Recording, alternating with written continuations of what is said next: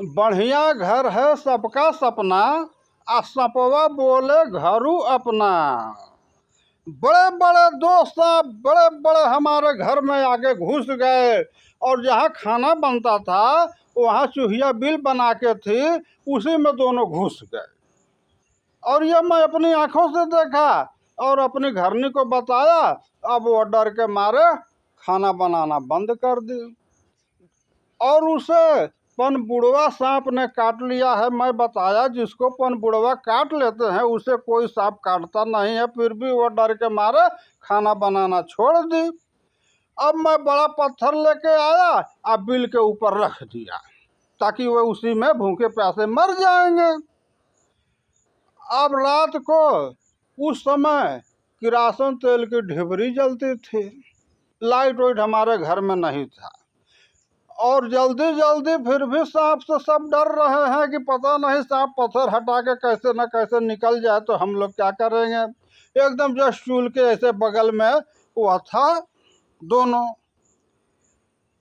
और मैं पलथी मार के बैठा हूँ। थाली में दल पिट्ठी गरम गरम परोसा गया है, और मैं ठंडा होने के इंतजार कर रहा हूँ कि उसके कुछ बच्चे सब घर में आके घुसे हुए थे जिसे मैं नहीं जान पाया। और उस दिन अंधेरा हो गया था और मैं बैठा था, वो मुंह में मेघी को पकड़े हुए इतना बड़ा सांप का बच्चा दौड़ते हुए आया और मेरे ऊपर चढ़ गया। मैं अरे बाप रे बाप उछल के कूदा और कपड़े को झाड़ा कि वह सांप गरम गरम खाने में गिर करके छटपटा के मर गया। अरे बाप रे बाप, भागे हम लोग वहां से, खाना वाना उस दिन नहीं खाए।